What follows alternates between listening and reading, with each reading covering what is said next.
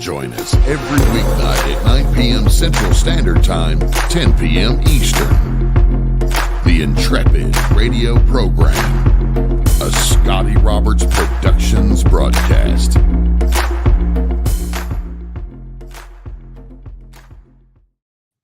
Hey, happy Monday evening, folks. Welcome to the program. I'm Scotty Roberts, your host. This is my show, the Intrepid radio program, right here on not Odyssey Radio. See, that's going to roll off my tongue so easily. Still, even several months after Odyssey closed down for a while, because we did it here for 4 years. And so here we are. We're a podcast right now. When I say I'm a podcast, I feel like we're in a lifeboat out in the middle of the ocean or something. It just doesn't feel real because I was one of those who resisted the term podcast for a very long time because I didn't like it. I didn't like it because I thought, well, everybody and their wicked redheaded step cousin can do a podcast. It takes a little nads to do a radio show. And so that's why we were always on radio networks.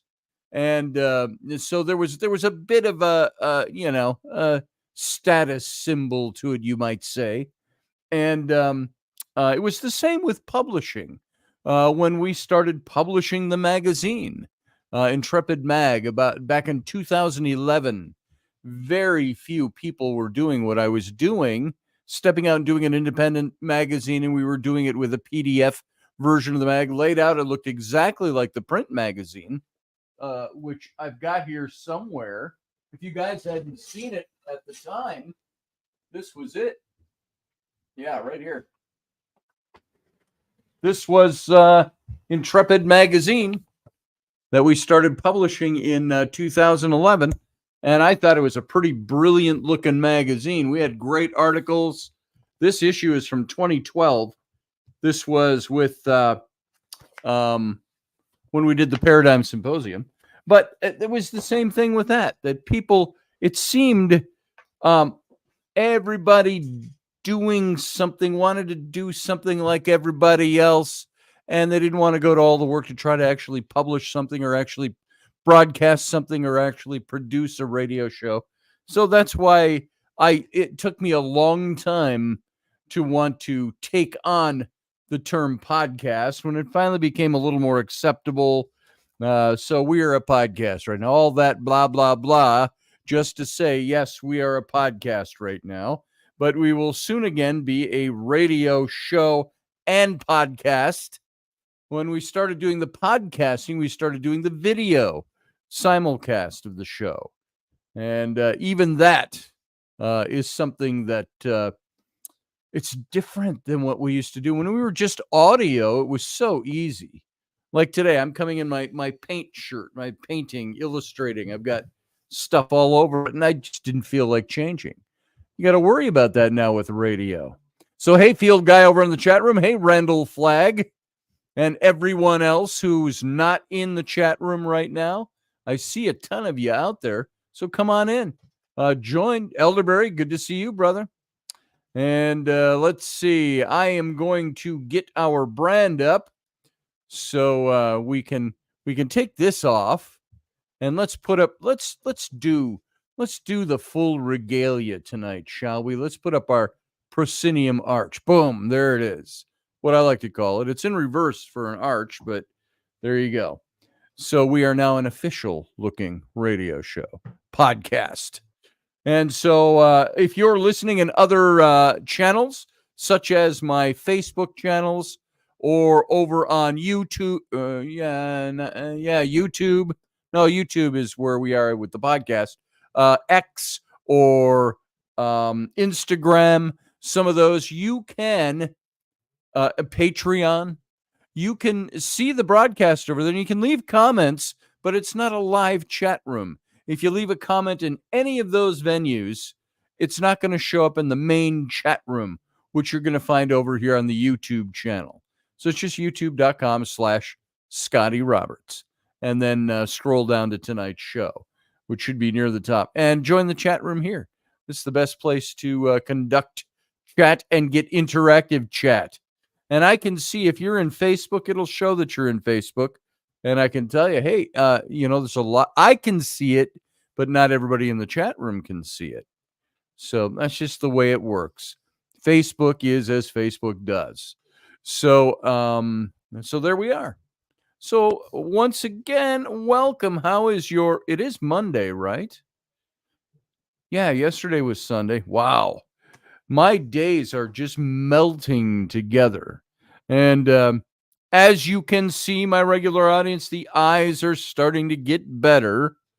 But even with them looking better, I look in the mirror and I think, man, I look like I'm constantly tired. So hopefully that's going to go away. It's been, 10 days. Tomorrow I have my follow-up. So we'll see where that goes and how well this is going to go. In another month, I think it won't even be noticeable anymore. So I got this new mug, by the way, yesterday. Maybe you tell what that is. Can you look at that and see what that is? You catching that? I thought that was really cool. So it is a Star Trek mug, of course. What's it say there? Oh, I didn't even see that. It's got the NCC 1701. For those of you who are Star Trek fans, that is the sleeve of Captain Kirk's shirt, the Captain Kirk's rank braid at the bottom, and then the insignia is the handle. Little thing here. And of course, they've got it in yellow. When did they change everything on Star Trek, the command level jerseys, the shirts, the uniform shirts, to yellow, bright gold? When I was a kid, it was a light kind of yellowy green, muted kind of. Maybe calf shit green might be a good way to put it. And the cameras that they worked with, the processing, made that on television screens look more yellow. And so they started picking up the yellow in later episodes and iterations of Star Trek and versions. And so it's not a yellow shirt, but it's become identifiable. So there you go. Happy Star Trek mug. And there's the little elongated star from the middle of the emblem is down printed in the bottom of the mug. So that's pretty cool. There you go. Star Trek. And also tonight, I've got to give credit where credit is due. The title for tonight's show is a title I stole from a Babylon Bee title. Any of you familiar with Babylon Bee? They are a satire site, a political satire site. But I think they're probably a little more conservative there than they like to let on, because they had several sites trying to cancel them because of their messaging. And here I'll throw it up here once again, even though I've got the proscenium arch up. Here's the title to tonight's show that I stole from them. I got to take this down for a second so you can see it. Democrats accuse Trump of inciting further violence by not dying. What do you think of that? Is that really far off from some things that we've heard out there? I'm going to tell you right now. I've been, and you know me, I don't go out there. I'm not looking for, I got to go engage. Hoorah, let's get out there and let's engage people who don't think the way I think. It's not about that. It's that I got a lot of people that have followed me for years, knowing I'm conservative. And by the way, if you disagree with me, you can say so here. I think I am a pretty common sense conservative, meaning I will promote what I believe, but I think I do it with a bit of common sense. And I think I'm fairly professional about it. And I don't think I go out of my way to be insulting, especially when I'm in a conversation with somebody. Hey, Steph Cuervo Queen. And she's in the chat room now. So everybody go, oh, she's here. And so I don't go out of my way to make fun of anybody, although I make fun. I don't go out of my way to insult anybody, although there are times I insult. There are times where people, you get into these conversations And I've got a lot of people that want to come into posts I put up on social media that want to challenge me. I got to challenge you. I've seen people say on screen to reporters, too bad he missed. Yeah, I've seen that too, Steph. You can do, LOL, you do bestest, Scotty. Thank you, Steph. I try. And so I go out there and I try to, but for all the people that come in and comment on my stuff, you'd think they'd be okay with me commenting on their stuff. I have never said to anybody, you are not allowed to comment on my posts if you disagree with me. Meaning you can come in and say whatever you want, as long as the only rules I put up, and I repeat them every now and then on my wall, on my Facebook, on my Instagram, on my other social media places that I go, I say, you can say whatever you want, but if you start abusing people that are in here also commenting, I'll send you away. I don't need you here. It's like I said, we had somebody that frequented this radio show who I dismissed and blocked on everything because he insulted my wife. And it's not just because it was my wife, but yes, because it was my wife. A little act of chivalry. Hey, you will not speak to my wife that way. And boom, gone. And the same thing with anybody else. Steph, if you came into my social media, or Randall Flagg or Field Guy, and you spoke your mind, if I disagreed with you, I might say, hey, I disagree with you. If I respect you, you might get a little more gentle. Well, brother, sister, I see that a little differently. You might have a point, but let me express my point and see what you think. And then the only people that I make go away are the people that harass other people. And that's just my basic rule. Now, what's interesting is there's somebody I've known for a long time. He's written some books. I've done forewords and testimonials for his books in the past.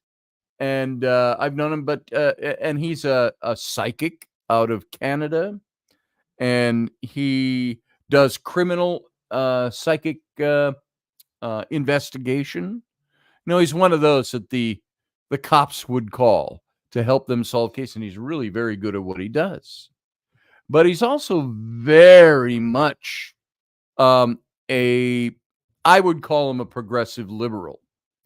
And some of the things he says are just, he goes out and he makes a point of, and he's a big guy, he's muscular, and he's all this, and he's a tough guy at the same time. And, but he likes to make a point of going out, and he's one of those guys that says, I'll just say what's on my mind. I'm raw, and I say it that way.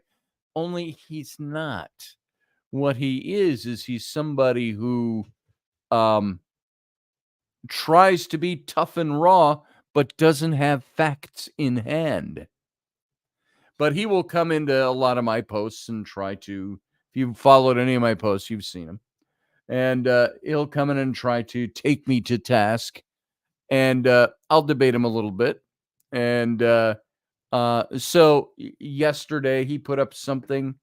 I think it was about, I don't know if it was about the assassination attempt or whatever, but he always puts in, and there's always the insults. They don't speak about the former president as the former president. He's the orange orangutan or whatever it might be. And I say, brother, I said, the more you use those kinds of epithets to describe the guy you don't like in the election, I said, you are really only speaking to your base. I said, your friends and your followers. I said, nobody out there cares to have their mind changed by hearing, oh, he's an orange orangutan? I must be voting for the wrong guy. I said, when you use that, you really take away your moral high ground for whatever you have to say. I said, just say it. Be professional. And we went a little around and around. It wasn't bad. We weren't having a bad argument. I just disagreed with him. And, he would make statements about, well, it's the typical guys. This isn't exactly how the conversation went. But if you get into any conversations with anybody who's on the left side of the fence, he's been convicted of 34 felonies. Oh, he was convicted of rape. Well, not rape, but of sexual misconduct. In a case, by the way, I might say, that had no evidence that he did that. So, as we all know what lawfare is, and we've seen it, and all of this kind of stuff was stuff he was talking about. And I said, well, I disagree with you, and this is the point, and here and here and here. Well, Trump lied all through the debate, and as you've seen a couple of times on the show, last Friday and also on Sunday, and yesterday on its Sunday, we repeated those 25 lies of Kamala Harris that the debate moderators did not call her on and did not fact check her on. And so you've got all of this going on. And you know what he did? Because we were having this conversation and he didn't like what I was saying, he blocked me. Somebody I've known for well over 15 years, maybe closer to 20, blocked me. Why? He told me, well, I can't have a conversation with you anymore because you obviously are ignorant to the facts. I said, I'm ignorant? And then I couldn't even post that. I asked him, I said, ignorant? Come on, man. And he had already blocked me. So this is the way people do. And especially in this stuff, nobody wants to be confronted. Nobody wants to hear that their viewpoint is wrong. But if you're going to, here's my philosophy. If you're going to put it out there like I do with this show, if you're going to put it out there on your social media, you better damn well be prepared to answer if somebody comes back and says, I disagree with you. Stand your ground and talk about why. And I'm not talking about fighting, like put them up. I'm not talking about that. I'm talking about standing your ground on what you think you know, on what you know. It's like I told him yesterday. You know what? I know.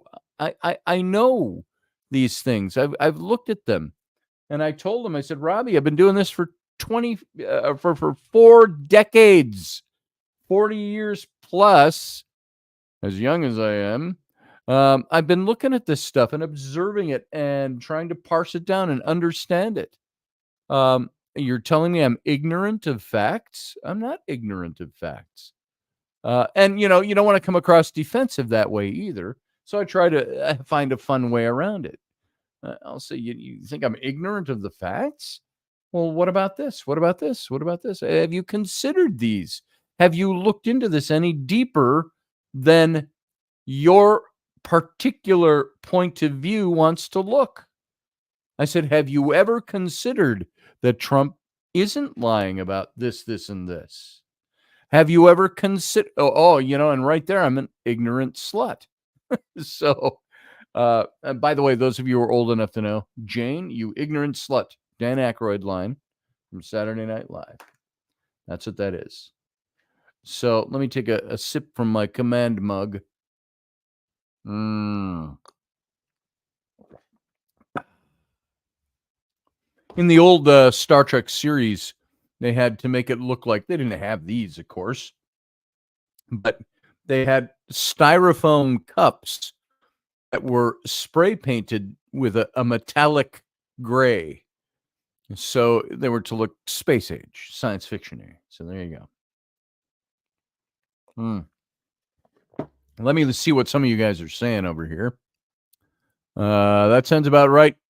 This is Field Guy, because I took somewhere around 25 to 30 sips of my 7 and 7 that night. Oh, yeah. For the debate? Yeah. There were at least 25 lies that they did not.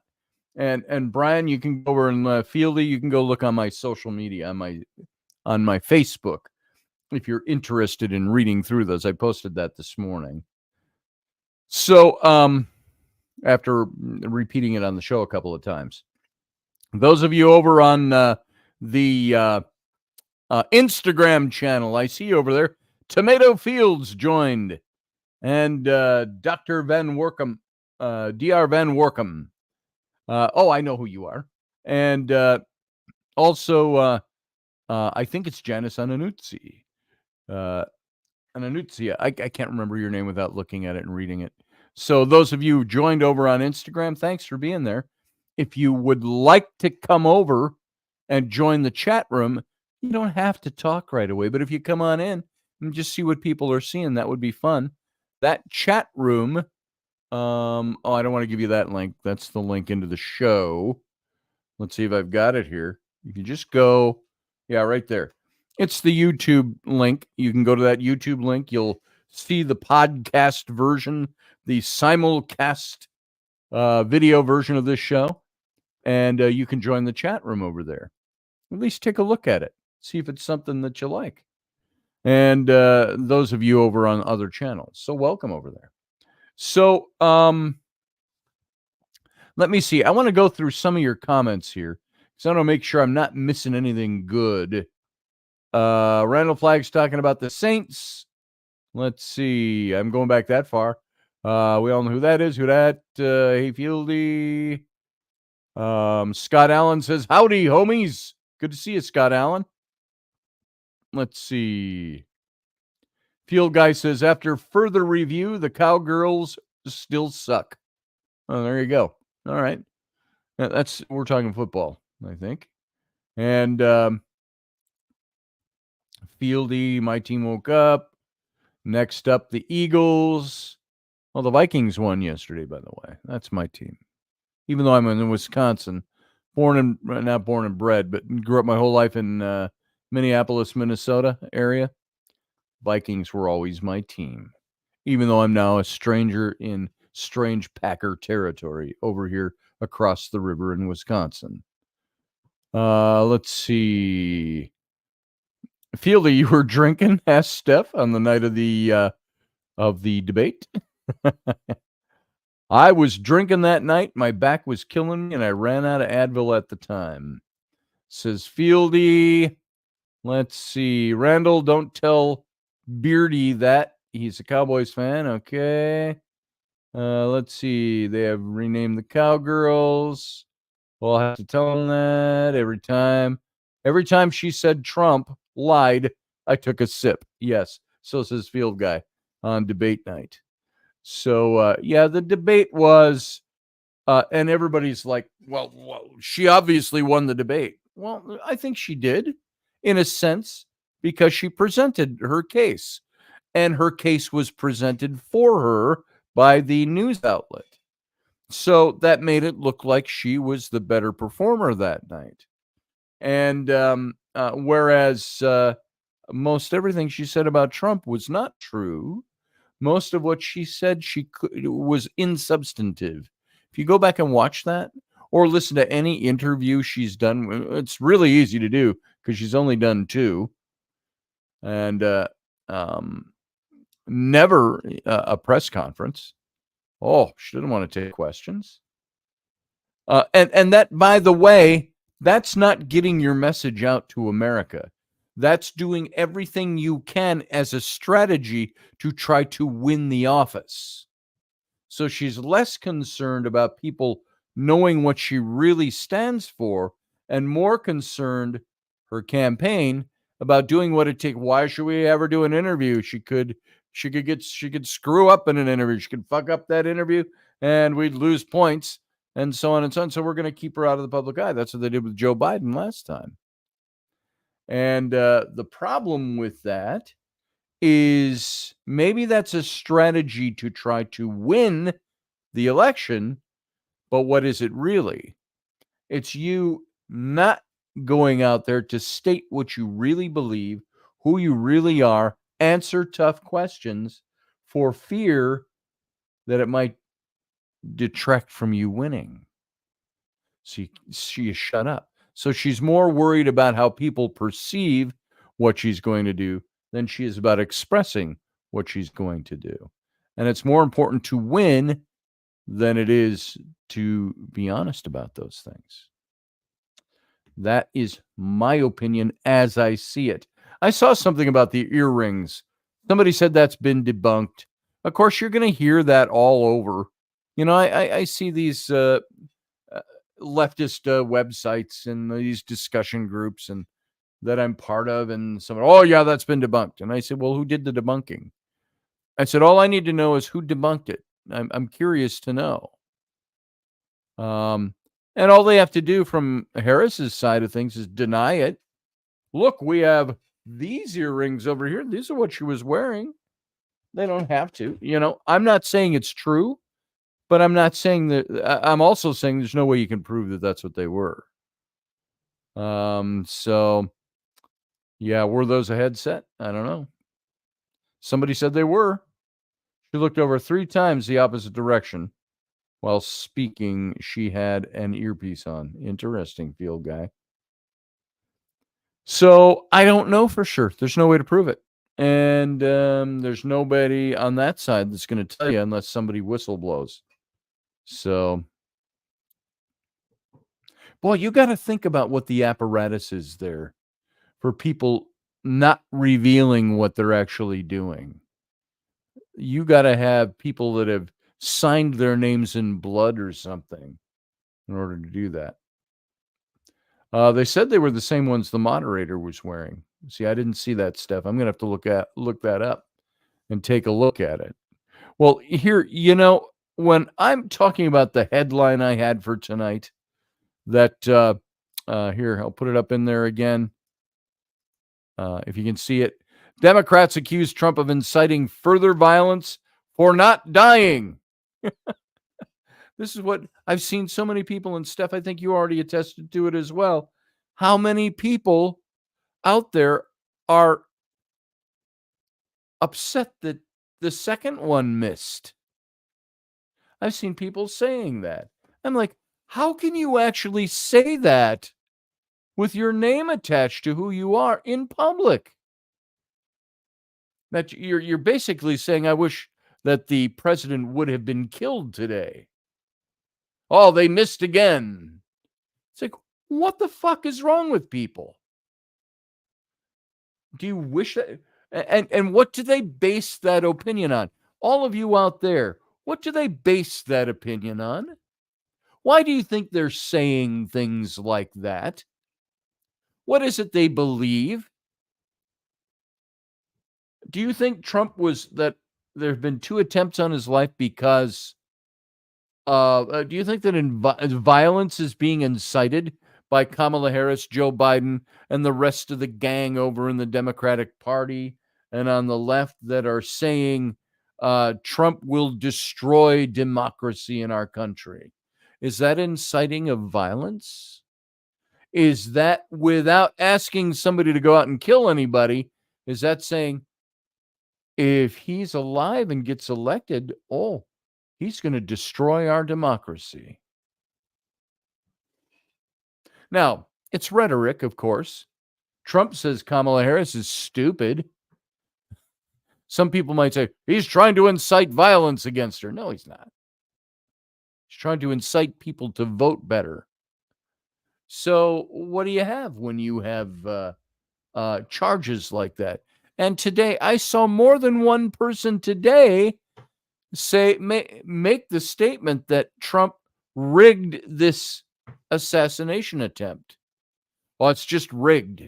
And I'm like, if you weren't on social media and had the somewhat the faux obscurity of hiding in the bushes and nobody knows who you really are out there, in other words, that fake anonymity, would you actually say that? Would you say, I wish that they'd hit him? Yeah, I almost went through my TV screen editor, says Steph. Yeah, me too, Steph. I know exactly what you're talking about. It's frustrating. Democracy was destroyed in 2020. Randall Flagg, I have to agree with you. The rate we're going to, it's getting worse. So, propaganda, says Susie Q. Hey, Susie Q. Propaganda has drummed them up to believing he's equal to Hitler. Yes. So somebody just today referred to Trump as Hitler. And I'm like, are you serious? I said, are you seriously still gnawing on that old bone? Seriously? And Hitler, please. So hold on. I have a cough button for that, but it was way over there. So sorry about that, folks. Hope that didn't blow your ears out. So I see all of this kind of stuff. And you know what? Pretty quick here, I'm going to open this up to your calls to come in, only because I want to discuss these things. But I've got the Babylon Bee article up here because I thought it was interesting, even though it is satire. Let's see, where'd it go? Where'd it go? Not that one, not that one. Oh, did I accidentally put it away? And I no longer have it up here? I must have. No, there it is. The Democrats accuse Trump of inciting further violence by not dying. So I want to go through this article a little bit to tell you what they've said here. And let's see how on the spot they are, even though it's a satire site, a political satire site. Palm Beach, Florida, it says, in the wake of what appeared to be a second assassination attempt on Donald Trump, Democrats across the country have stepped forward to accuse Republican presidential candidate of inciting further violence by not dying in either of the two previous assassination attempts. According to Hakeem Jeffries, the Democrat leader of the House, Trump is to blame for the ongoing nature of the violence directed toward him, as he consistently fails to die at the hands of the crazed left-wing attempt assassins. Now, Hakeem Jeffries, I don't think really said that, but that's actually almost the practical boots on the ground interpretation of what they're saying. Well, he has these attempts happening, but he's not dying, so he must have staged it or faked it. So, according to Hakeem Jeffries, he said, as the Democratic, well, I don't know if he really said this or this is the satire. As the Democratic Party of the United States, we hereby censure and condemn Donald. Yeah, you know, this is not real. Okay, here we go. As the Democratic Party of the United States, we hereby censure and condemn Donald J. Trump for consistently, audaciously, and shamelessly inciting violence by not dying, Jeffries said, according to Babylon Bee. It's political satire, folks. We do not support the hateful, probably racist behavior of America's probably Hitler, and we can call upon him to stop the ongoing political assassination attempts on his life by just dying in one of them. Is that too much to ask? End quote. The quote from Babylon Bee from Hakeem Jeffries. So we got to put in a disclaimer. It's satire, folks. But let's go on. Think of that. The satire exists. Why was satire ever written? Satire started to address an actual problem that existed, or to speak to an issue that exists. So other Democrats have spoken out with mostly peaceful rhetoric against Trump's knack for surviving loony Democrat-inflamed assassins with guns, calling Trump worse than Goebbels and Hitler rolled into one. While a few are in favor of claiming the public discourse, most Democrats agree that the only way to stop the problem of Trump continuing to survive assassination attempts is to keep addressing him as literal Hitler.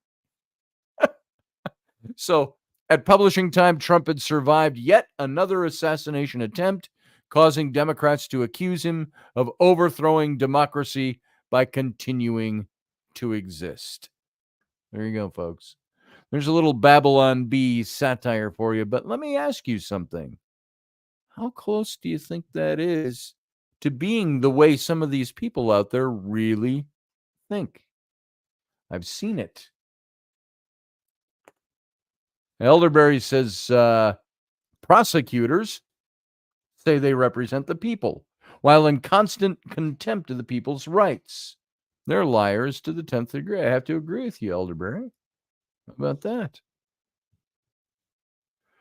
So, what are your thoughts? I'm going to grab this link and put it into the chat room. And now, by the way, is the time I'm going to start opening it up to your comments, your calls. You can comment, of course, in the chat room, but there's the link. If you want to call in and speak your mind, we'll take your call. And just be ready, because it's going to pick up your camera as well. So if you don't want to be seen, like, don't be naked or something. We've actually had guys call into the show naked, but they did that to try to troll us. So we'll just laugh at you if you do. And let's see. I know I can think. What did Steph say? I know I can think really dark thoughts, but I don't say them to news reporters on live TV. Yeah, exactly. So for some people to say that they wish that he had been killed, what are they thinking?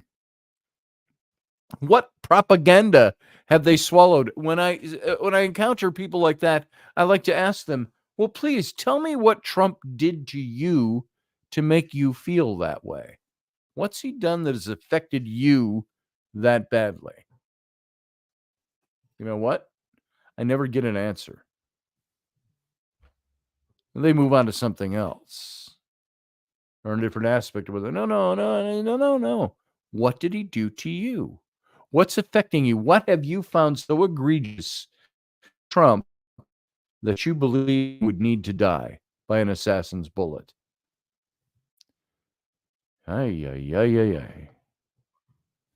So how about you guys? What do you think? Call in here and let's see what's going on. If you're over there on the Instagram channel, call in. You're welcome to do it. Hey, Oceans 5.3. There you go. You can come on over. And I don't know if you can see the chat room that I posted before you showed up in there. I'll put it in there again. If you come on over here no, that's StreamYard. Well, that'll get you into the chat room. Yeah. If you, there you go, over there on Instagram, you can come into the actual studio line, and I'll see you down below, and I'll bring you in, and you can contribute. Replacing some of my words. Oh, did autocorrect you, Steph? So, yeah, that's the bane to what I do. Susie Q says, my loves the Babylon Bee. I'll have to admit, I don't read it.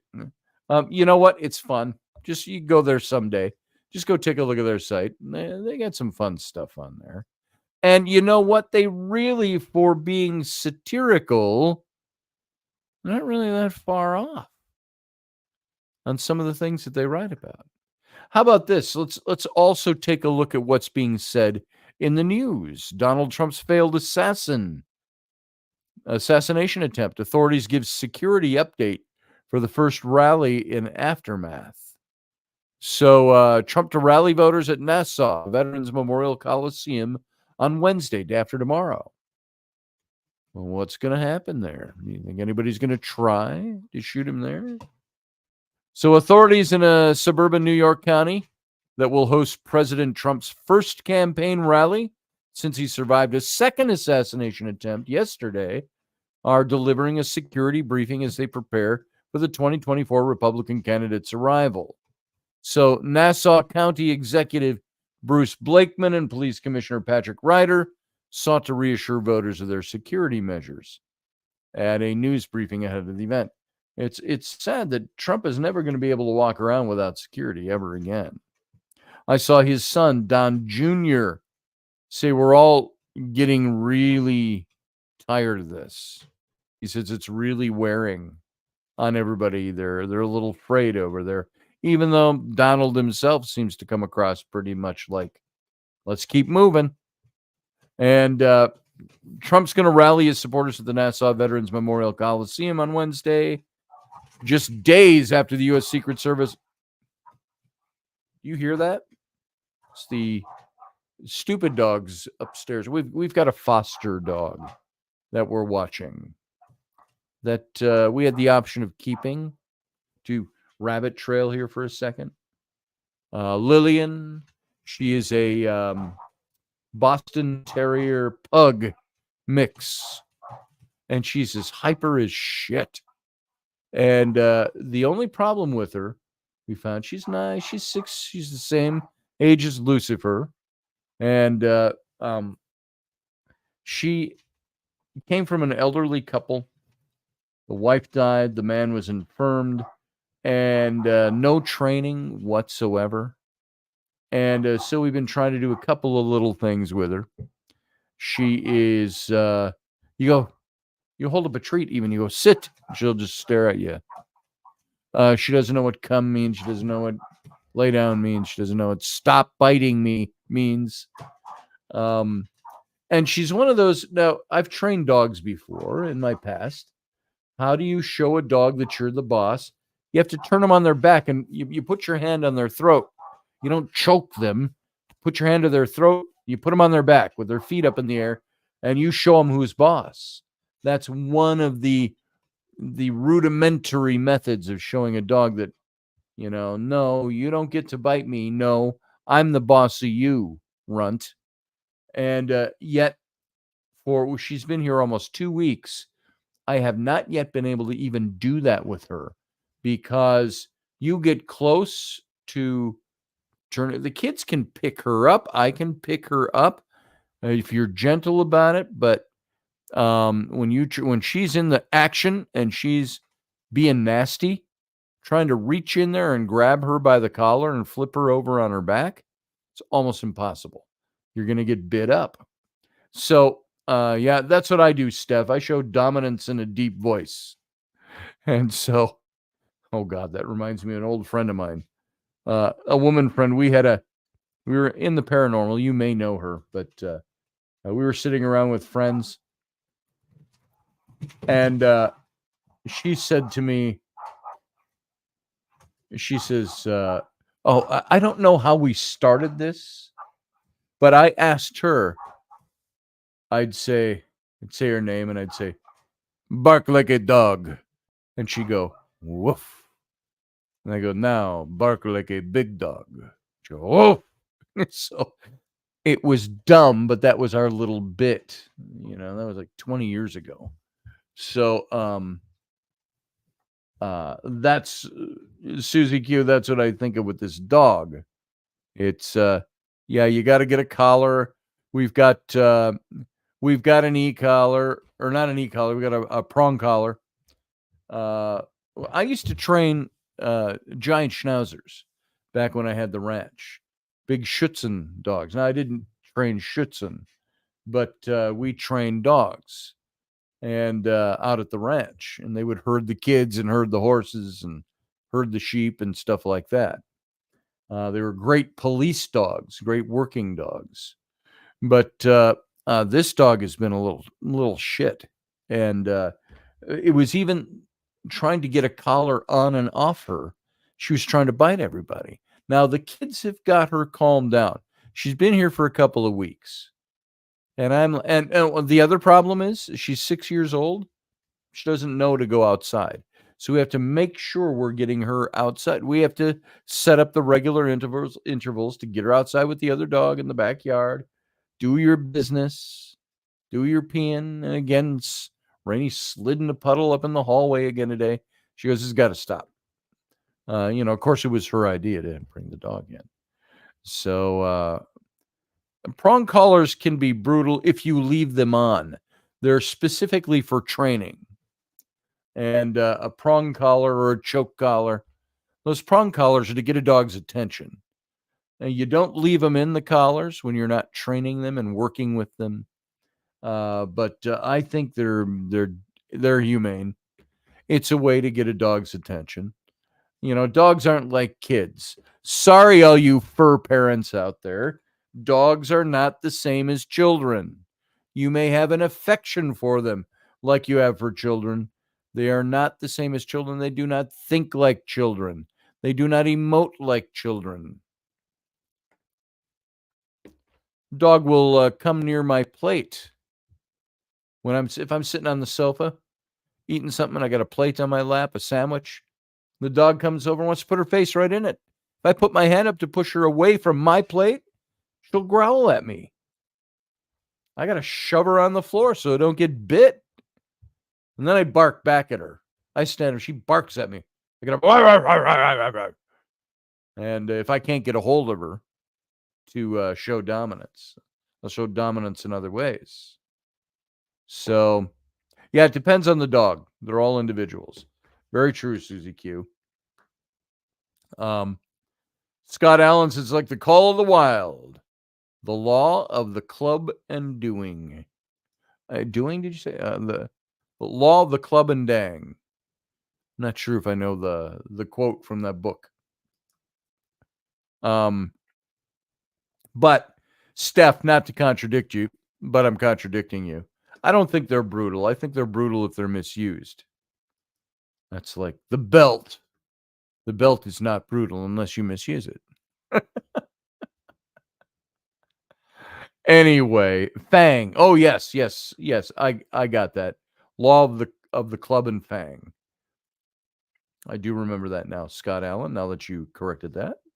So, I don't know how I got onto the dog. Oh, because they were up there making noise.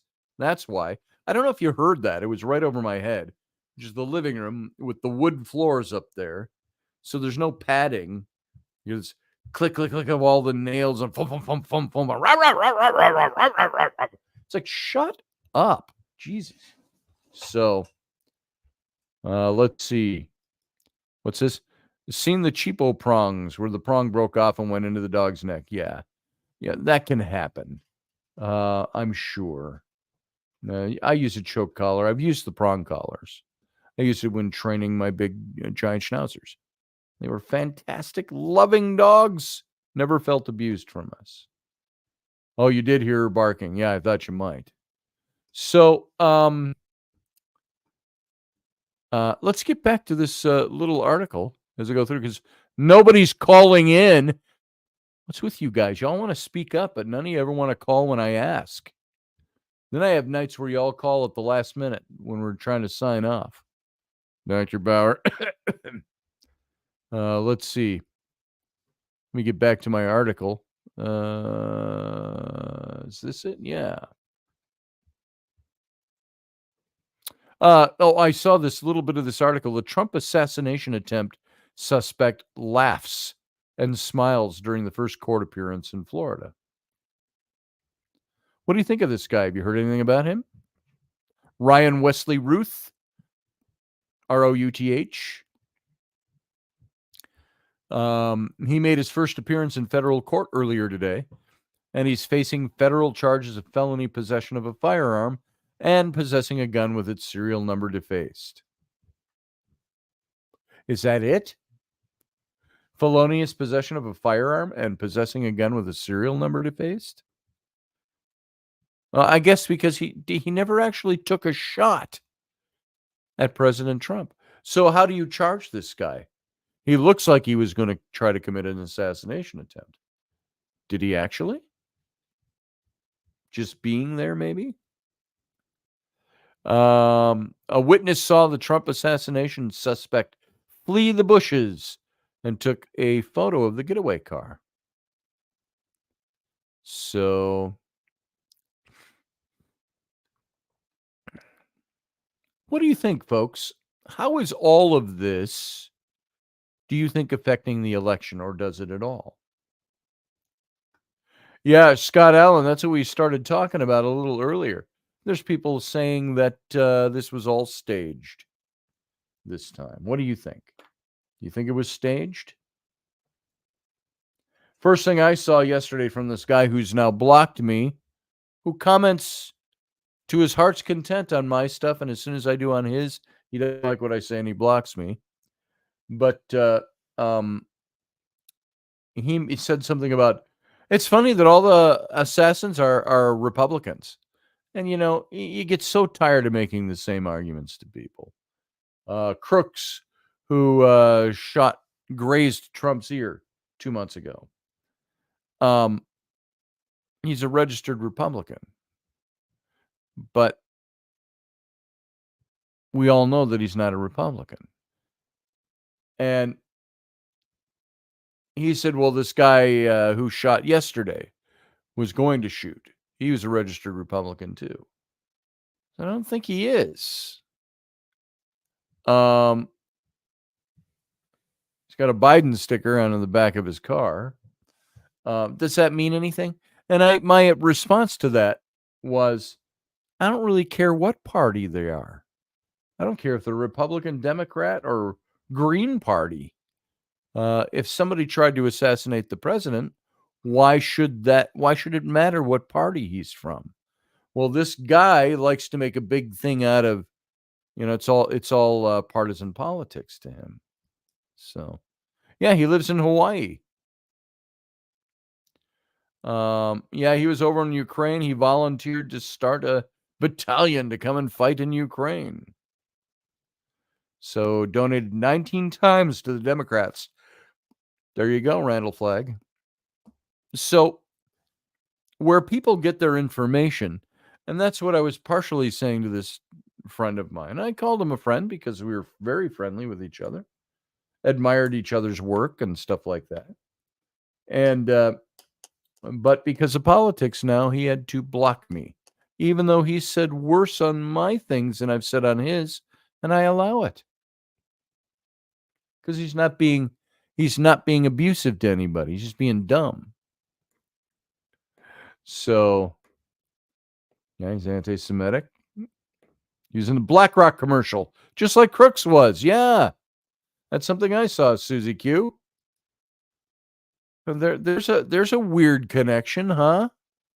Crooks, the 20-year-old kid who's dead now, who tried to kill Trump 2 months ago, he was in a BlackRock commercial. Now you got this guy, Ruth, was also in the background of a BlackRock commercial. What's with that? That's a tighter coincidence than saying, oh, they were both at a Vikings game. Well, if you have 70,000 people at a Vikings game, that's easy to do. But they were both in a BlackRock commercial. Different commercials. That's interesting, huh? What do you make of that? Take another sip here. Well, we are coming to the top of the hour. We're going to take a little break and regroup. And technically, if we were on radio, we'd be done right now. And then we'd move into the captain's cabin over on the YouTube channel. But we've been on YouTube all night.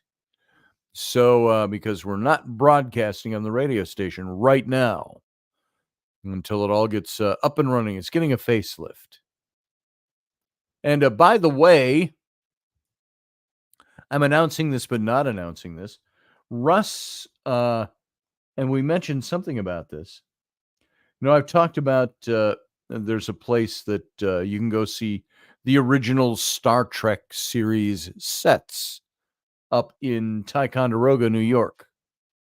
There's a guy up there he took the old blueprints of the old Desilu studios from the 60s, completely rebuilt, reconstructed the Star Trek sets as they would have appeared in the mid to late 1960s in the original series. And they're pretty glorious.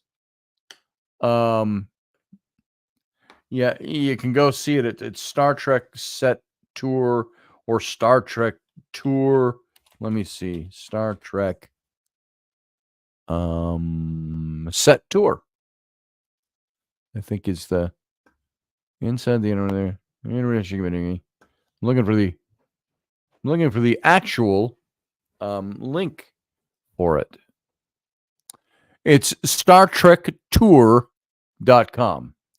TOUR. If you go over there, you can see the sets they've built.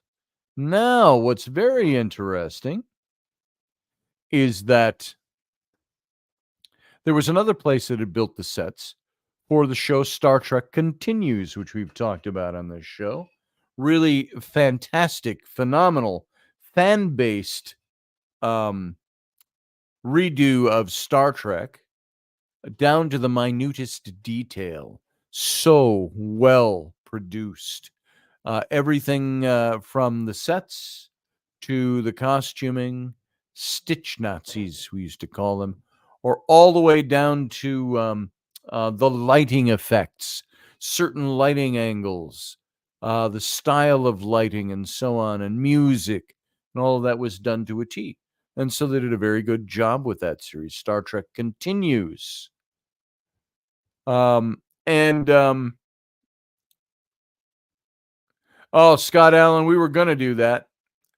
That was something. And then I think it was right at the height of the pandemic, or the pandemic started. Or what was it? It was about 3 or 4 years ago. We were going to do that. We were going to get a bunch of us from the show coming in and going up to Fort Ticonderoga, meeting up there. And that fell through because I think pandemic stuff, if I am right about that. And it had also turned into, when gas got so expensive, it was going to cost us $1,000 each way just to drive there and back. So it was pretty nutty. So we're thinking of doing it again, except here, we got Field Guy hanging in the wings. Fieldy, if you'll sit there, I'm going to bring you in after I go out to break, and we'll come back in. And I'm just, you know what? Let's talk about this Star Trek set tour thing, because I got a little something to tell you about that I may or may not have told you already. Yeah, Ticonderoga is America's favorite pencil. Is this a Ticonderoga? It is not. Sadly, it's a Dixon. All right, let's go out to a little break. Take a couple of minutes, regroup, and we will be back. So all of you sit tight. If you got to leave us now because it's the end of the radio portion of the show, then live long and prosper. Everybody else, sit tight.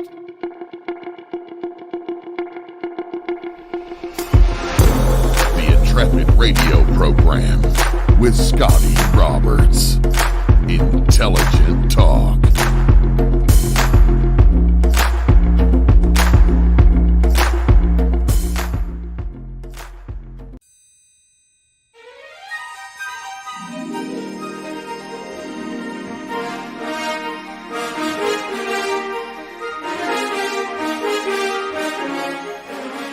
Hey folks, this is Scotty Roberts, and this is the Intrepid radio broadcast.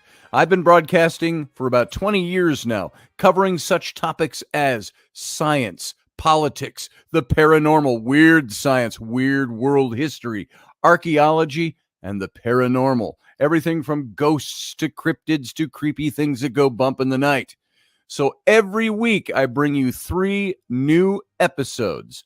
Come and join my channel and also be a patron to this site. So see the details below, and we'll see you here.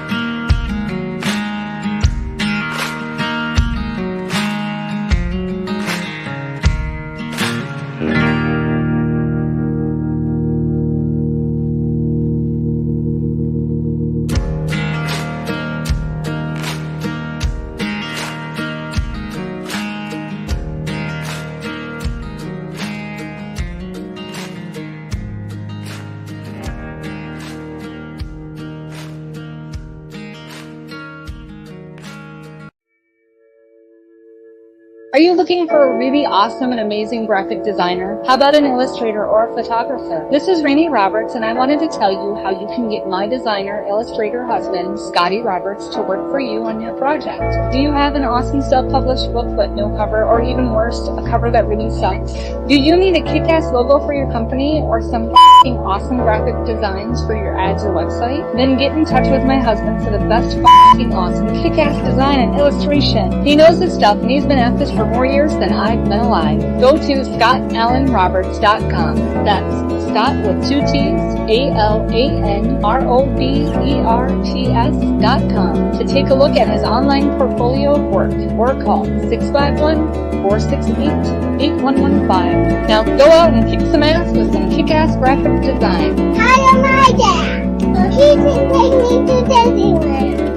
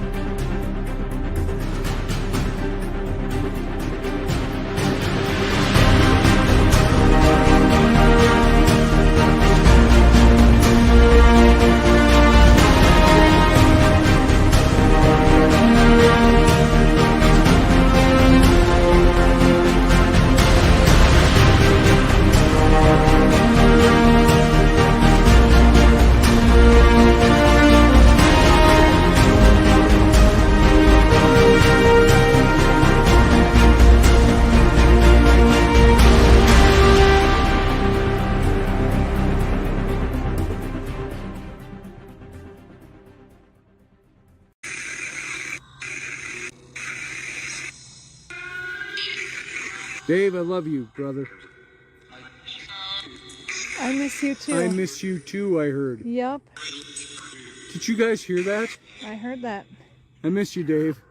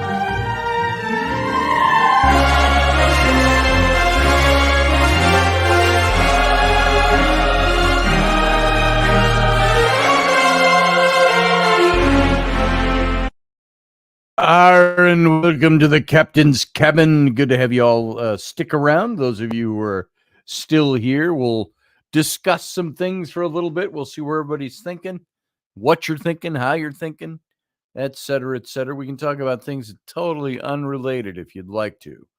So welcome to the cabin. Those of you over in Instagram, you can come on over. If you would like to call in, here is the link. I'm pasting this over in the Instagram channel. And if you'd like to come over just to join us over on the YouTube channel. Sorry, I'm trying to look for the link and talk at the same time. How about that? You can look below. No, however you got here. You can get over to the YouTube channel. It's youtube.com/Scotty Roberts. That'll get you here. And then you can get in and join the chat room where all the Intrepids hang out during the show. So and that's right, Susie Q. Arr. Arr. And we've got Field Guys hanging in the wings. So I'm going to bring him in. Let's see. I might have to take down my proscenium arc. Well, so far no, but let's just take it down anyway. How you doing, Fieldy? I'm doing good. My team won. It's all that matters. All right. Who's your team? The Aints. So good. I'm going to take That this would be the straight. Saints. Oops, upside down. The Saints. There it is. Right there. Right there. Well, But yeah, you know how I heard about the Trump thing? They broke into the game about that. They broke into the football game yesterday, and I'm like, okay. Yeah. And then I saw it, and I'm like, no. I'm like, somebody's playing a joke. Is this another Kamala ad? Because every 5 minutes they were playing a Kamala ad. Every 5 minutes. Yeah. And Yep. I'm like, what the hell does football have to do with politics? But they were talking about this. Oh, all they said was shots fired at a golf course. And I'm like, okay, well, let's see what's going on with that. I think the shots fired weren't even from the would-be assassin. I think it was from the Secret Service. And that's what they were the saying. guy's still alive, so they didn't hit him. But no, because he ran off like a damn coward. Right. The dude's got mental history problems. He's got a rap sheet a mile long. Obviously, yeah. He was actually in court today. He was laughing, joking, and smiling. They said they were asking him questions, and I'm like, what is wrong with this dude? Like, I was about ready for him to say, "Oh, well, they paid me to do it," or it's a tactic. You know, maybe it's his tactic to try to build his defense. I don't know. I wouldn't be surprised if Camel Toe herself paid him to do it. You know, because they all came out on Twitter or X, and they all came out. They say violence has no effect in this country, or something. She said like that, and I'm like, you're the one that causes this BS. Yeah, you know. Well, she was the one that. I don't know what to put past him anymore, to be honest. But I would like to say that even the Democrats aren't going to stoop to that kind of activity. The reason in me says you can argue, you can be as distantly separated on ends of the spectrum politically, and fighting to win the office and all of that. Does that merit killing somebody or taking them out? I know I don't put lawfare past them. You know, the next step is that assassination? I don't know. Are there people that want to retain that power seat bad enough that they're willing to kill for it? Kamala Harris, probably not. I don't put a lot of stock in her. Trump calls her stupid. She's stupid. He uses the word stupid. I would have to agree with him. I don't think she's a very smart person. But she did smart things before she got to where she is. You can't be unsmart and become a district attorney. You can finagle your way in and wrangle your way in and get there, and you can have a base that will support you. But one thing is, you can't be unintelligent to get to those positions. No, she played the politics game. Yeah, I'll scratch my back, I scratch yours. Yeah, that's all it takes. You do me this favor, I'll take this. I never knew who the hell she was until 4 years ago. I never heard of her. I didn't either. And then all of a sudden, she's like, "Who is this woman running?" I have no idea. I'm like, "Who is this Kamala lady?" I'm like, "What the hell?" Yeah. And Scott Allen makes a point. I was making a point earlier. The camel toe is the same as calling Trump orange orangutan. See, I don't like the name calling. For me, I don't get into that when it comes to it's barroom talk. That's when I get into debates with somebody or discussions, I avoid that. And I tell them, I said, as soon as you start using orange clown in the offices, you've lost me. It takes your argument and renders it, in my capacity, null and void. So I see what Scott's saying there. I agree. And, you can do it in, not too hard on you for doing it here, but for the most part, I don't like using those terms at all because I think it cheapens my argument. It puts my argument down to barroom brawling status. So, that's how I tell Falcons people. didn't win yet. The game's still going on. And anyway, I have no idea. well, F the Falcons. So what are your thoughts? You said at the very beginning, before the show even came on, I got a lot of thoughts on this, you said. Yeah, I do. Mostly because, okay, like, here's what's going on with this, right? This guy has no life. He's going to sit for 12 hours at a golf course just to take a shot. First, they said it was 500 yards away. Now they're saying, it was less than 100 yards away. They can't get it right. He's got 2 backpacks. He's got body armor on. He's got an AK-47 supposedly with a shotgun there. And he's laying there for 12 hours. Nobody knows he's there. And the only reason he gets caught is because he's stupid and he puts the barrel of the gun halfway out. And the Secret Service is doing its job, which everybody keeps saying the Secret Service is not doing their job and this and that. Well, they caught him on this one. People are petitioning Biden. Oh, well, he should have the same rights as a sitting president. I mean, the same protection, because he doesn't get the same protection as a sitting president, even though he was a former sitting president. But yeah, the whole thing of how this goes on, like how does somebody get access 12 hours? And this isn't a 24-hour golf course. Right. How do they sit there for 12 hours and then nobody notices he got backpacks on, he's got a gun? Nobody notices this. That is some of the talk. It wasn't it the sheriff himself during a press conference today said something about, he says, I'm just saying, he says, in order for this to have happened the way it is, there has to be, he said, very possibly a conspiracy behind it. And then, of course, you see that he shows up in the Blackwater video, just like Crooks did, a different video. And you say, what's going on? Is there something else going on that we don't know about and that we may never know about? Look how many decades it took to uncover things about Kennedy's assassination and to try to root that one out. Well, nowadays you think it would be easier because of the tech that we'd be able to get to the bottom of this. I don't know. So, do you think there's a greater conspiracy at play here? There's always a conspiracy. They have to have a conspiracy. Yeah. I think he did have the rifle in a golf bag, maybe, but still, I mean, like he's sitting there for 12 hours. Something's going on with this, and somebody had to pay this guy. Somebody had to pay him. I mean, because they know he's got a rap sheet a mile long. They know he's got mental health issues.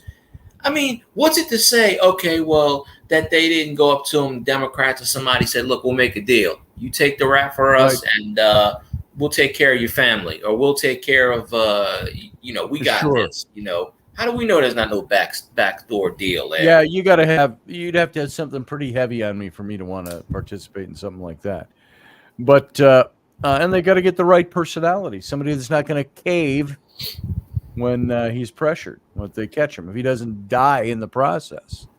Maybe this is a plus that he wasn't killed today.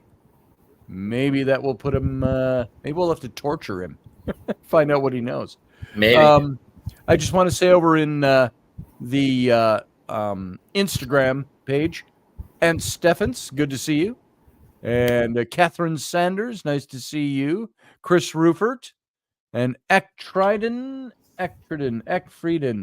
AC Frieden, good to be. Rockalope, good to see you.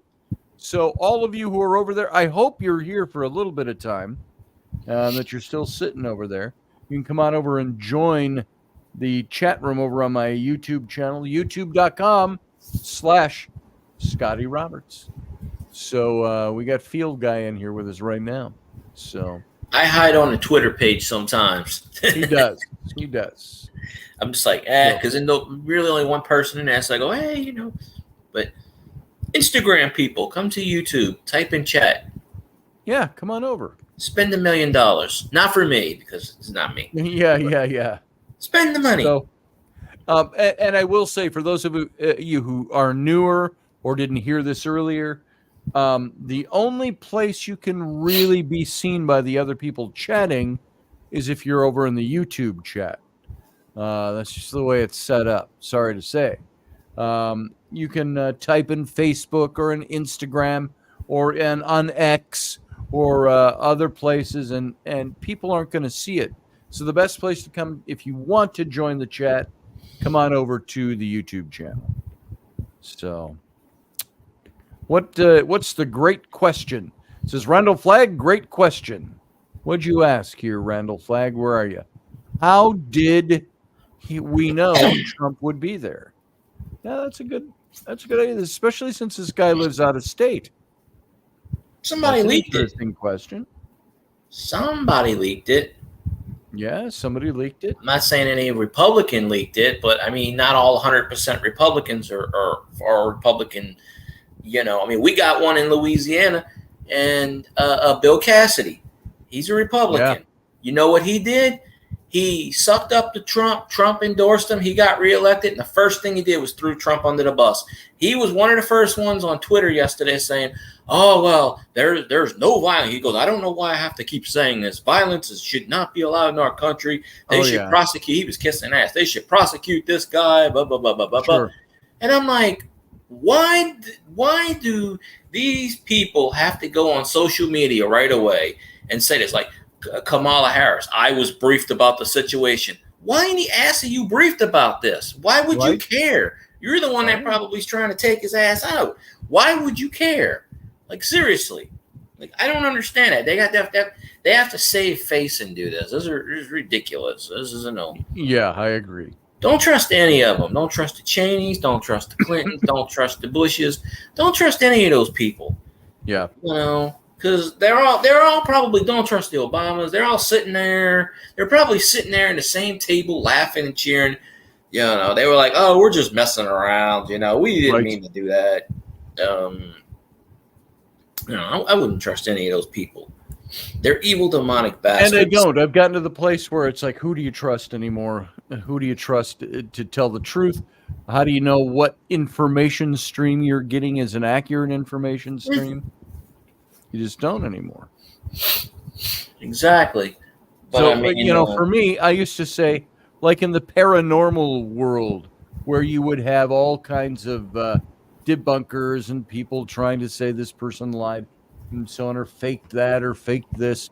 I would say, because I knew Jason and Grant from Ghost Hunters, I always told people it's not so much that I said, I don't doubt them. I said, because I trust their credibility. I know who they are as people.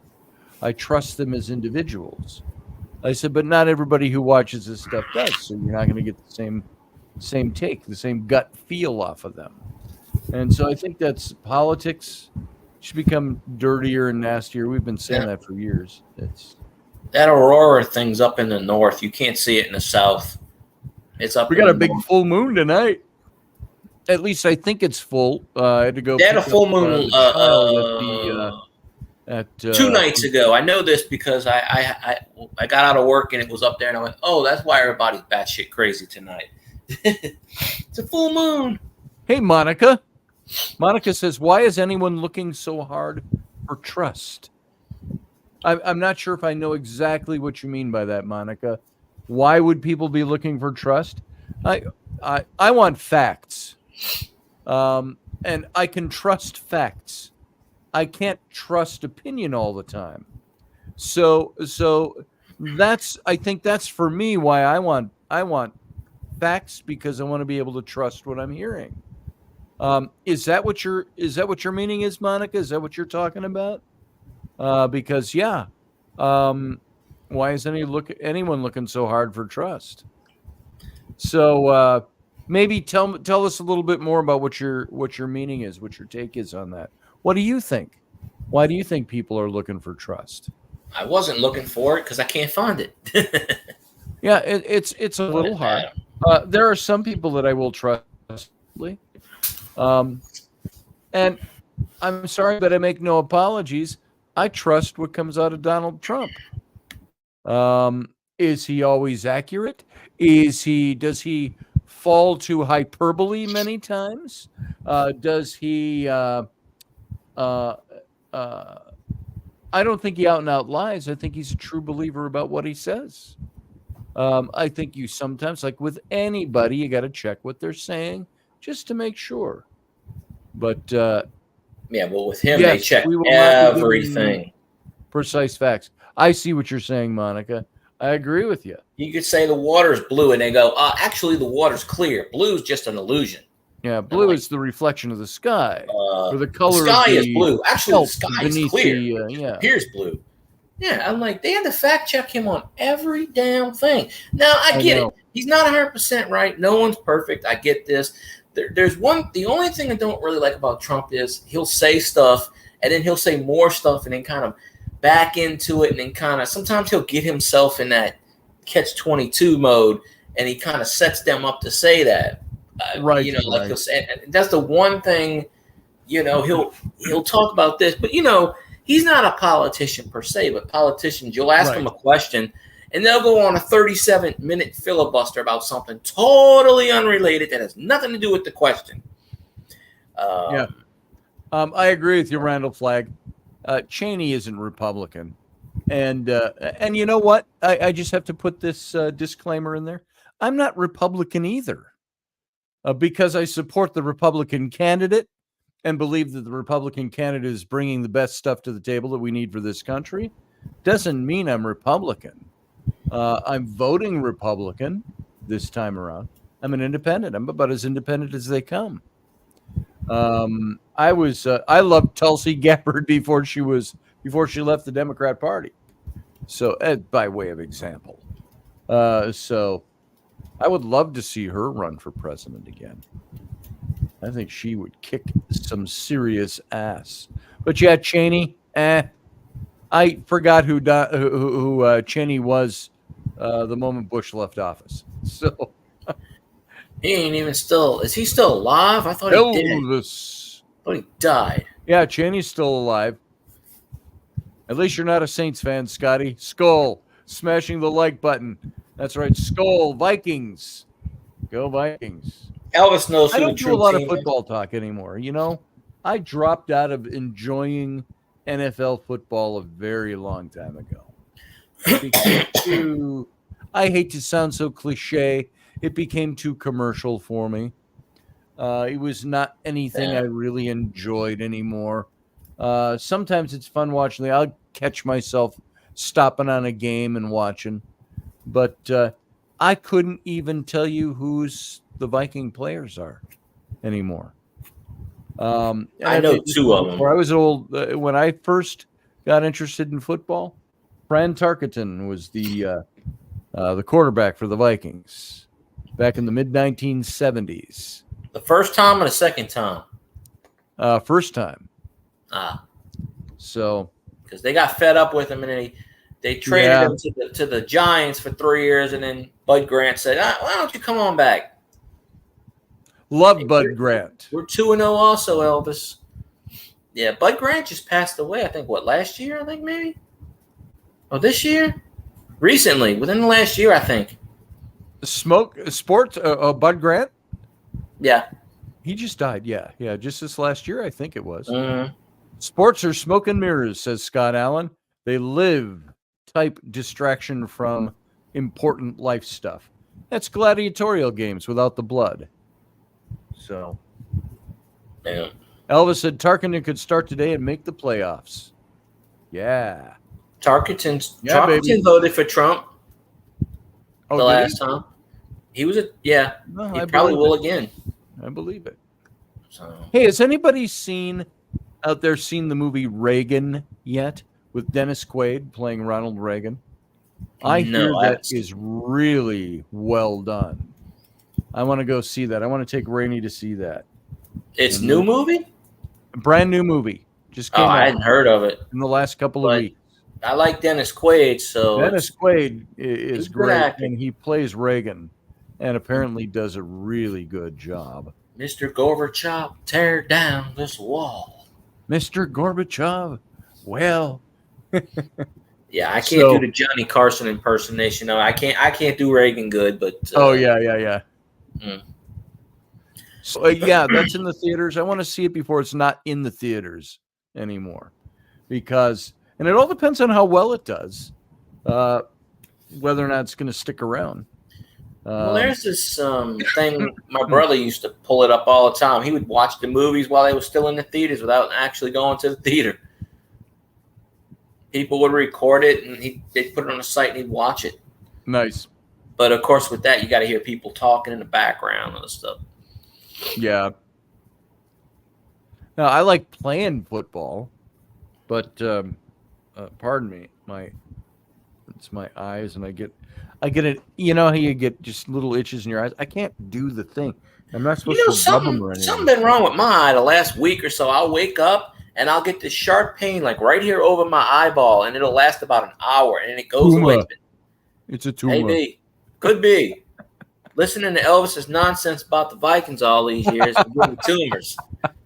The more, I don't know. We beat the Panthers, and we beat the Cowgirls. So, and I can't believe the Eagles lost to the Falcons. I'm disappointed, but don't worry, we'll take the Eagles out Sunday. There and you then go. the Falcons after that. And I don't follow it enough, so I can't go, yeah. So Nah, Randall sorry. Flagg says, I haven't paid to see a movie in 5 years. Do you not like going to the movie theaters, or do you get in for free? I love the movie experience. I love the big screen with the dark and the big sound. And I like the now you got the reclining seats and things They like got the that. IMAX recline. I went to the movies twice this year, and that's 2 times more in the past 3 years. I haven't. Kind of nice. My movie tickets are in there somewhere from the last movie I went to. I don't know where I put it at. Oh, here we go.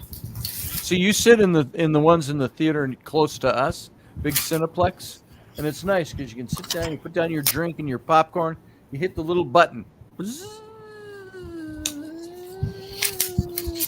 it's I went to great. I mean, I love it.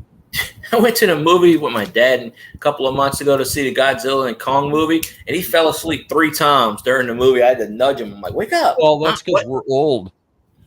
He had no idea where he was. I'm like, wake up, old man. Jeez.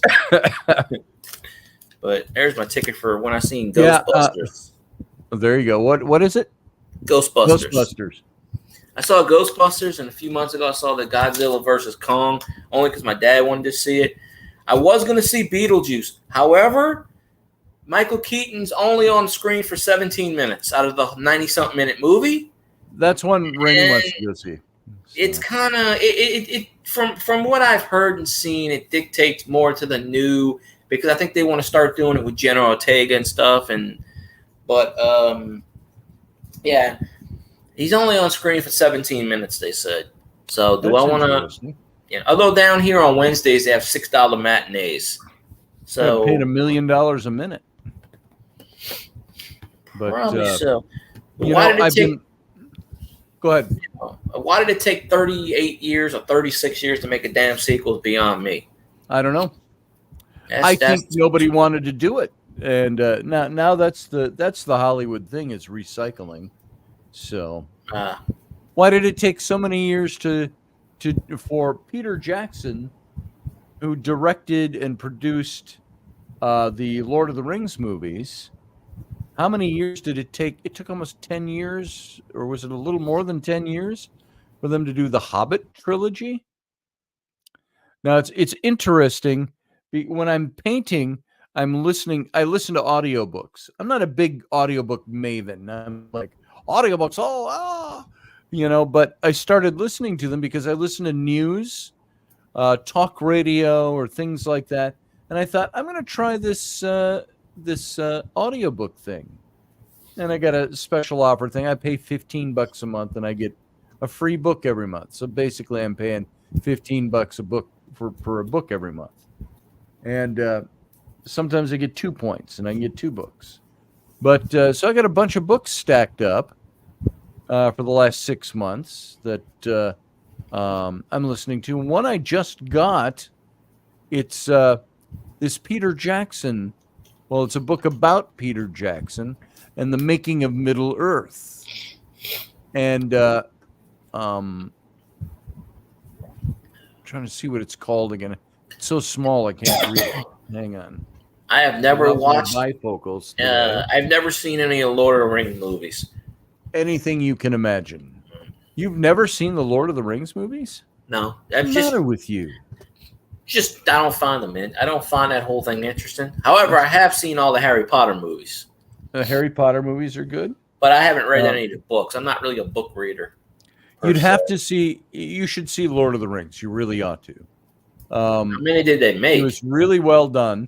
I liked the fact that it got lots of Oscars, but it wasn't until the third movie came out, The Return of the King, that they gave them an Oscar for the trilogy and as best movies. And listening to this book about it, it's so New Zealander, if that's the right way to say it.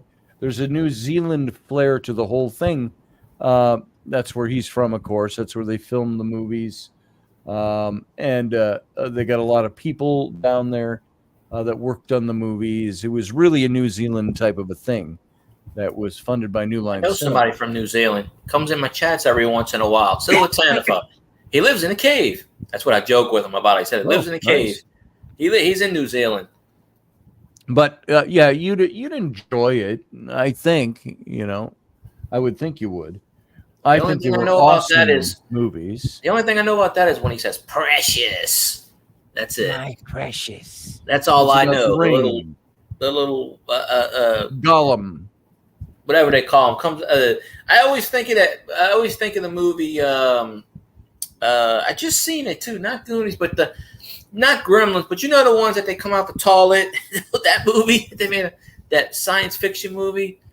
The Goblin or whatever they call it. It always reminds me of that. I don't even know what movie you're talking about, but I'm trying to remember it. Ghoulies. You remember Ghoulies? The Goonies? Ghoulies. Ghoulies. No. Where they have these weird looking things as Ghoulies, and they come out this and they come out that. One time they come out the toilet. Well, they look like the Gollum person on the Lord of the Rings. Sort of the same kind of. Okay.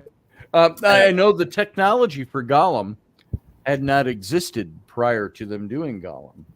They created that. And it was pretty awesome. The character, they got obviously Oscars for that. And just the story is your Tolkien purists, with the stick up an ass type of purists. Some of them don't like it, but mostly they worked around a lot of stuff and they were able to justify some of the changes they made. And Jackson was very intent about trying to keep as close as he could to the original, but he says there's just certain things you can't do in movies and make it fluid and make it work. And I'm listening to all this stuff, and it was really well done. I really enjoyed it when it came out. And then, of course, you get all the extended plays. Randall Flagg, do you have all the extended plays? I remember when those first came out. It extended.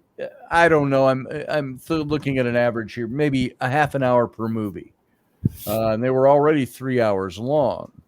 And so I had a big screen TV in the house. This is back when Rainey and I were first married, 2006 or 2007 when we were first married.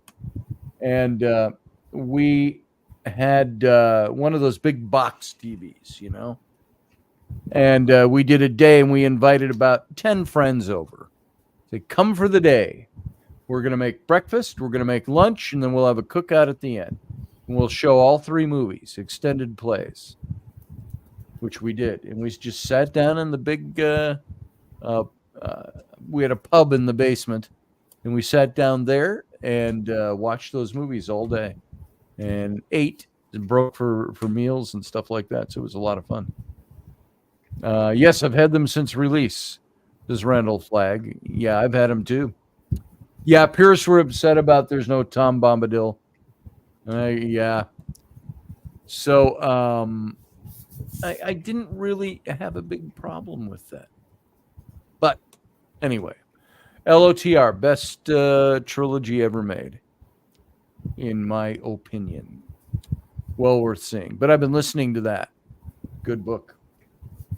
So, and it really gives you the inside picture as to everything he had to go through to get that movie made.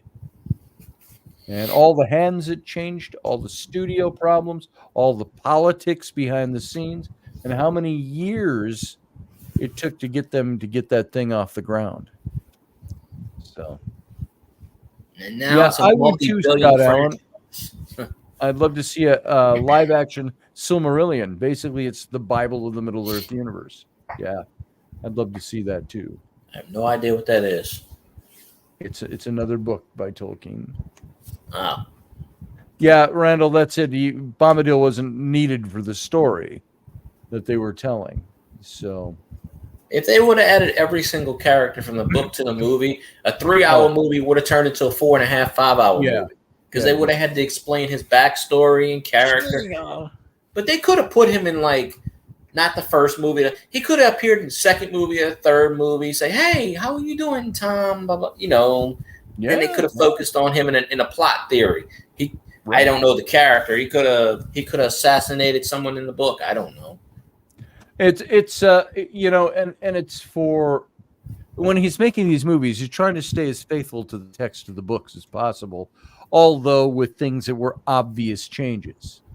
So to further the story along. So he's telling the story of the story is what he's doing, and did a fantastic job with it. Maybe one of these days I'll watch it. I don't know. Look fantastic. And all of it, everything about those movies were good. But there was a number of years. What was it, 10 years in between? The last Lord of the Rings movie came out in when? Was that 2002 or was that the first one? The first one was 2002. That don't sound right. 2004? Is that the last Lord of the Rings movie? Then they came out with The Hobbit in when? I don't even know when. 10 years later. Took them that long. And I heard that the profits they made off of Lord of the Rings, just the first movie alone, was something like $2 billion something. They gave it down to the penny in this book.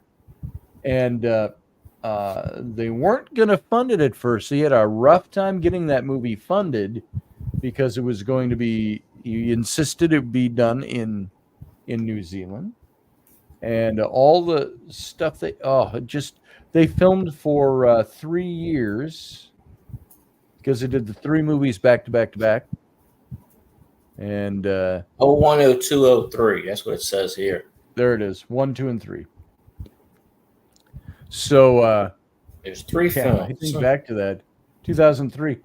That was before Rainey and I were even dating. We didn't date till the next year. So that's how long ago that was. That puts it in personal perspective. But Harry Potter.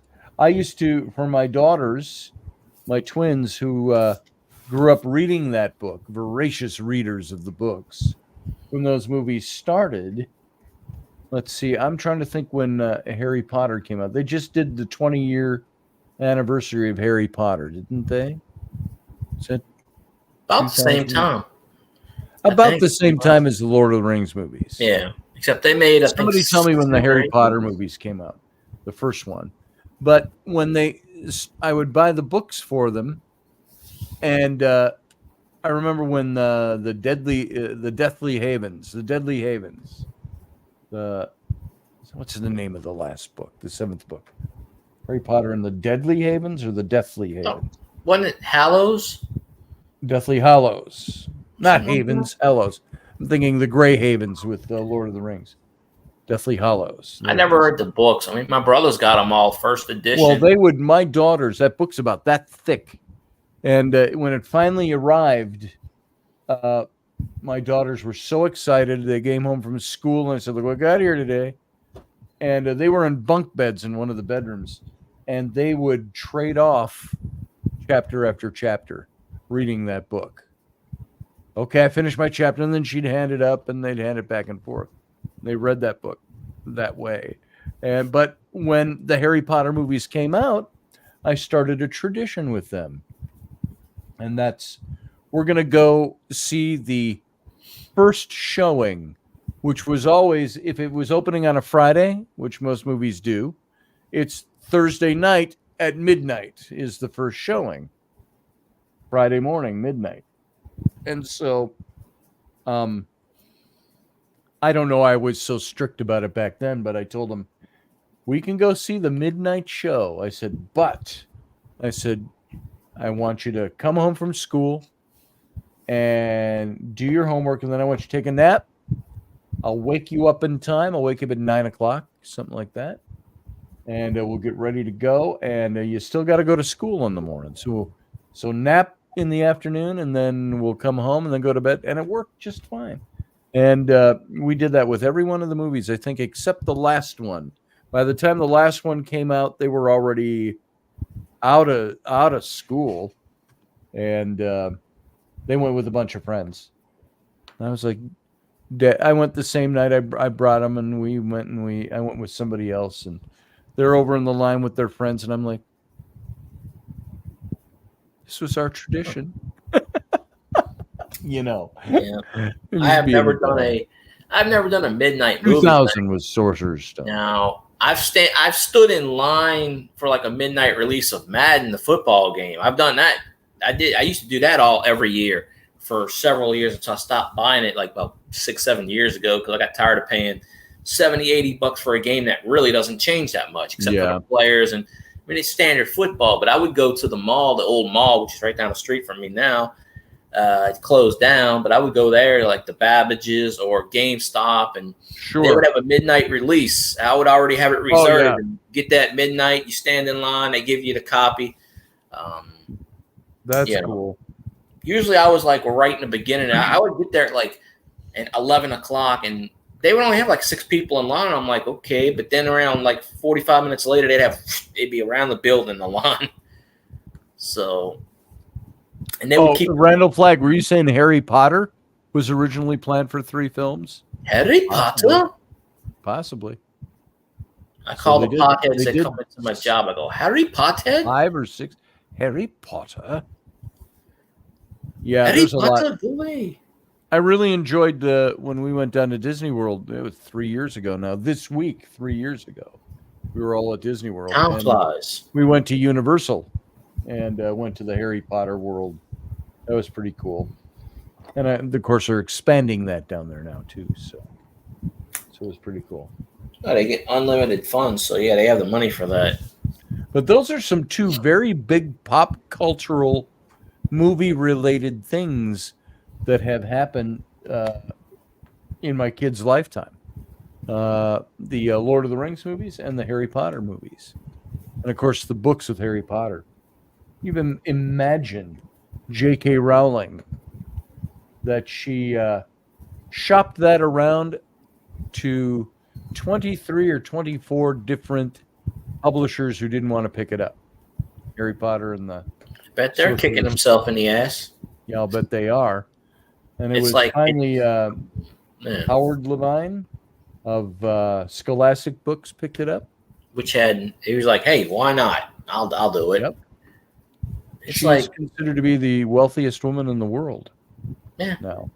It's like Star Trek with NBC. NBC had the rights to Star Trek, and they go, nah, we don't want this shit. And CBS picked it up. Yep. And that's why CBS Paramount owns the rights to Star Trek now. You bet NBC's kicking themselves in the ass for that. Sure they are.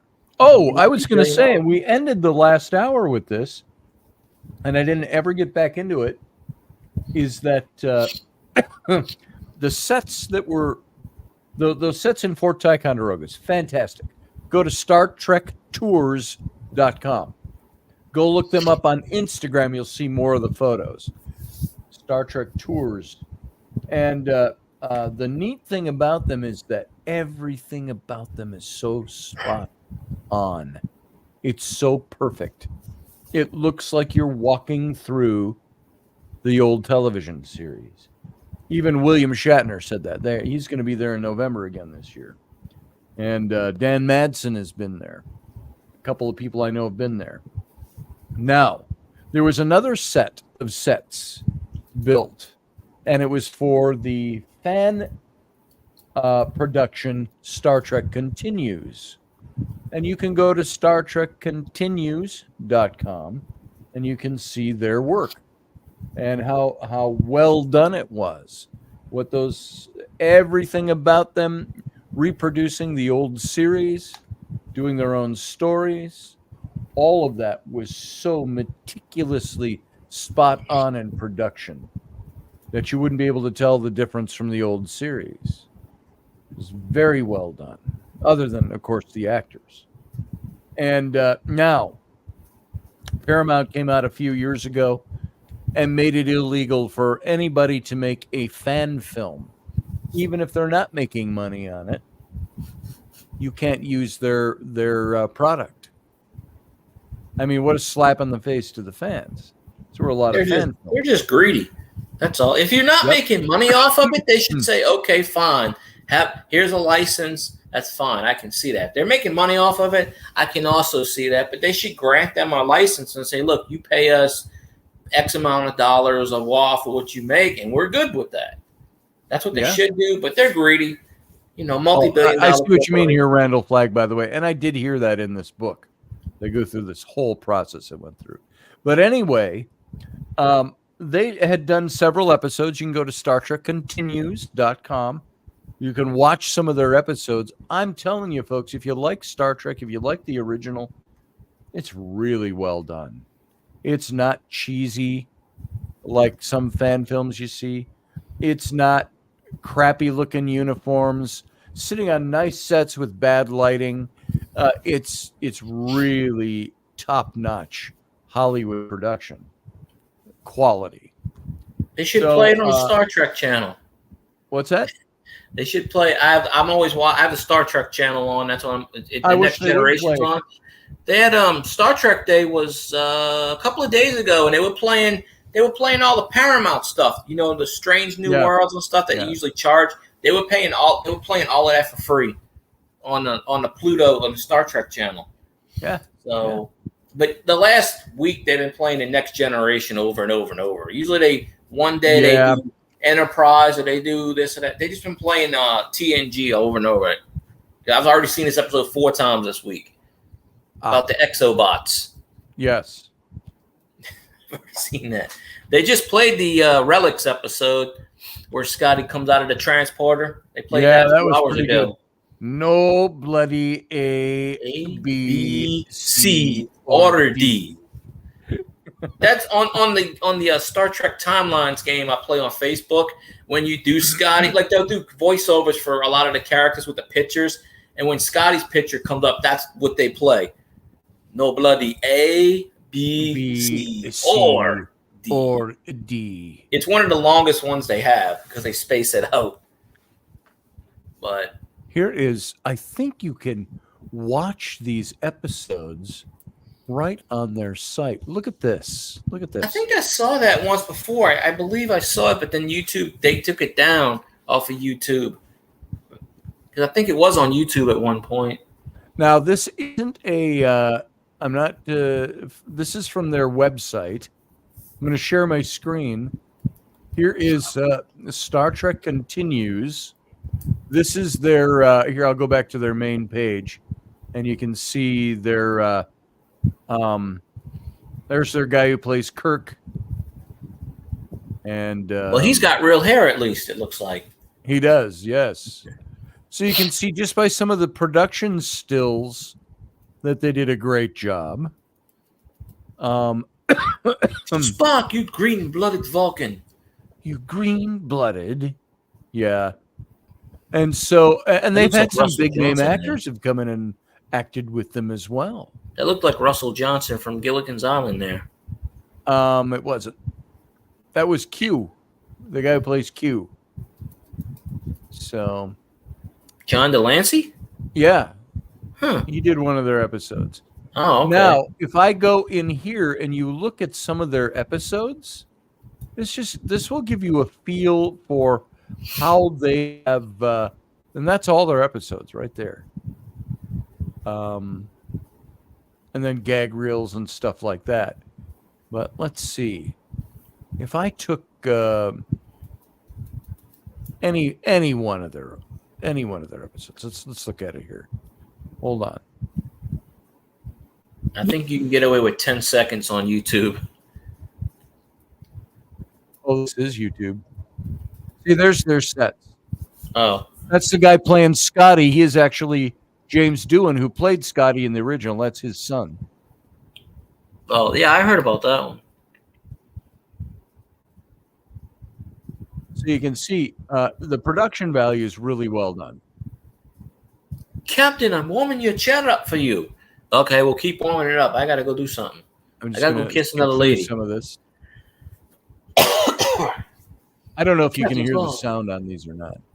Captain's log, start date 10342.7. I'm on the bridge again, and these people are incompetent.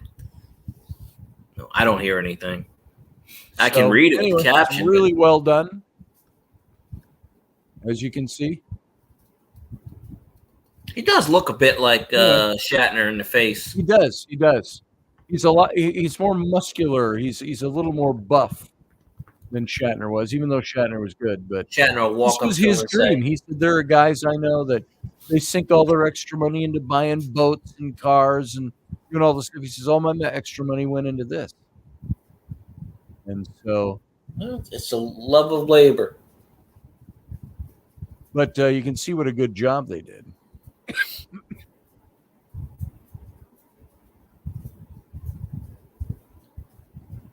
Captain, look, there's a beetle on the screen. And of course, they've got all the sets. They've got their engineering set and all that. And I don't know if you see that in any of these, this one, but so they built all these phenomenal sets. Look, a horror ghetto. Oh, but here's the point I'm making with that is that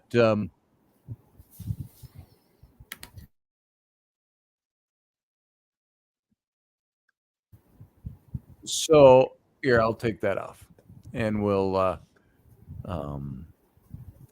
Russ, the owner of Odyssey Radio, has the sets that were used in that series, not the ones in Ticonderoga, the ones used in that series. Russ has cut a deal where he's basically acquiring them, and they're moving them to Ohio, where Russ is located, and they're going to set up a whole new soundstage in the mall as an attraction. What part of Ohio is he in? Sandusky. How close is that to Columbus? I think that's pretty close. I don't know though. Because my brother lives in Columbus, so if I ever go see him, I can just I'm go going to to the go out mall there and a say, few times while they're building this thing. I can walk Yeah, up to the it's mall and really go, cool. "Hi, Russ. Hey, remember me? I'm the one that's begging you for a radio show." I wish I I don't know lived why closer. I'd be a big part of helping put that thing together. But I wonder why he took it down. He took it down just to put the station back up. That ain't been like 3 months, I think. Russ? Why did he take the Odyssey down? I don't. I think he could have had somebody else run it. It was becoming too much to wrangle with all the other stuff he was doing. Yeah, he could have had someone else run it for him. He could have had you run it. I need to make a living, and it just wouldn't pay me to do it. So if it made me a living, I'd do it. He puts all the old 60s and 50s jingles in for the I know. commercials. I think that was part of the problem with Odyssey was there was never really anybody or the time to sell advertising, and which is the key to making radio work. And the problem with selling advertising, you can't get the big ads through the ad agencies unless you've got audiences of 200,000 or more. That's kind of the bottom line base.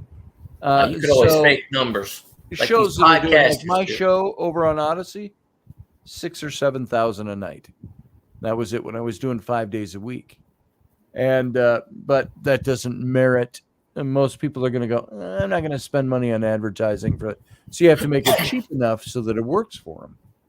I'll tell you, when I was listening to you on Odyssey, what they would do is there were some times where you're not you. I don't think no, because I listen to the other things on Odyssey sometimes, and I'd listen, and sometimes they would just play the news the entire time, or like what they would do at your show is your show didn't have commercials, so you were at like 53 minutes. It would do your outro, and then then you would hear a commercial, and then your voice would come on again from another show, and then we go 6 minutes into that show, and then it would stop, and then the next show came on, whatever they were playing. Like I remember one time you doing the Egypt stuff, and I'm like, oh, this came on 3 weeks ago.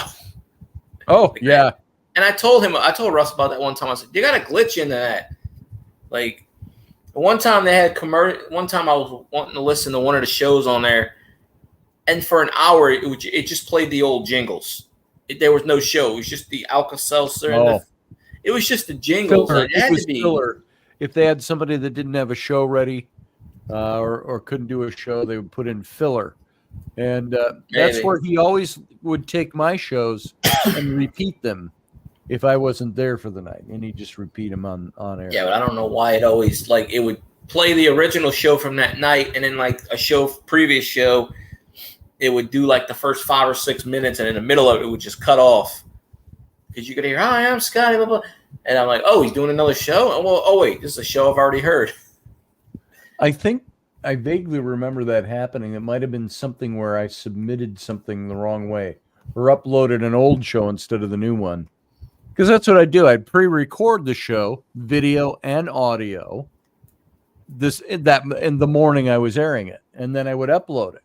So everybody would come in. It would look like it was a live show, but I had pre-recorded it a few hours earlier. And that way I could edit, and I edited in music, and I did all the right stuff and blah, blah, blah. So, well, it always did that on Odyssey every night. It would play your live show, and then it would do your outro, and then it would play a quick commercial or a news thing, and then 2 or 3 minutes later, it would start up with another show of yours from a couple of weeks prior. Oh. It would play the first 3 or 4 minutes, 5 minutes, and then it would stop, and then the next program came on. It did that every night. Oh, well, I don't know. Odyssey. I don't know anything about that. Mostly because on Odyssey, we weren't doing the Captain's Cabin. That didn't air on Odyssey. That only aired on the YouTube channel. All that aired on Odyssey was the first hour. So it would depend on if I was short in a show or something like that. I think it may be, like you said, it may have been filler because you did the 53 minutes flat. So they had 7 minutes to fill. So I guess they just said, just pick another Scotty show for 6 minutes. I would like to see us if we're doing radio again with Odyssey to be able to put in some advertising, something that helps grease the wheels a little bit. I think it's necessary. I can do a radio show. Advertising free. Nobody likes advertising, but advertising is how you pay for the shows you don't. You watch TV? You don't pay for TV. Well, yeah, you do. But whatever you listen to, you don't pay for that. Paying for it is listening to the ads and hopefully frequenting their sponsors. And it's a necessary evil, but that's the way how do you make money doing radio? You don't. It's either a hobby or you can sell good advertising. So I'm going to get Grumpy Stack Tires and Auto to sponsor my show. There you go. There you go. All the advertisement I do on my channels, I got the banner running. I just I have it like me and my co-host. We do he goes, I gotta go lean off the dock, which means you gotta take a leak or whatever. So we go, this lean off the dock moment, and then we do the whole commercial. And one time, a couple times we had Grumpy Stack in there. Not recently, but we had him in there. But I don't think his wife will let him come on my channel anymore. Uh-oh. Because the last time he was drinking the whole time, and after 2 hours he was his words were not becoming. And he told his wife, "I'll be back. I'll be inside in 10 minutes." 2 hours later, she's like, Yeah, that's the way it can get. Well, speaking of that, it's past our time. We got to get out of here. So, Fieldy, thanks for coming in for the Captain's Cabin, joining me. Who Always dat, fun to have somebody in here. And folks, if this was your first time watching Captain's Cabin, this is the more informal fallout of the show after the formal show. So that way. I'm just pointing to you. oh. It's backwards, so I'm doing this. Right. I didn't mirror my thing. It's who Okay, dat, thanks, Elvis. Fieldy. I'll see you Nice again. We may be doing a Robertson tomorrow. I'm not sure. And but we'll definitely be back on Well, I Wednesday won't be. I have to go to work at 3:00, so I won't be able to watch it. Figures. Well, usually right, it's 9 to 4, but somebody called out, so yeah, I'll try to watch it on my phone if I can. Well, we'll announce it if it gets up there. So, have a good night, brother. Night, Monica. Thank you for being here too. Good to see you. I think it's the first time I've seen you in here, so it was very nice to have you, and glad you can make it in. And so everybody, we'll be back Wednesday and Friday, and maybe tomorrow night and tomorrow afternoon, 4 p.m. Central, 5 p.m. Eastern for Robertson with the lovely Wendy Robertson and I. And that's all I got for you for right now. So for now, we're going to get out of here. I appreciate you being here. Thanks for being here. Thanks for. I was trying to think of a different way to say that. There's something else I wanted to say. Thanks for being part of my life. Thanks for being part of the show for so many years. This is my 24th year of broadcasting, so I appreciate it. And that's all I got to say. So we're going to get out of here. You have a good night. Live long and prosper.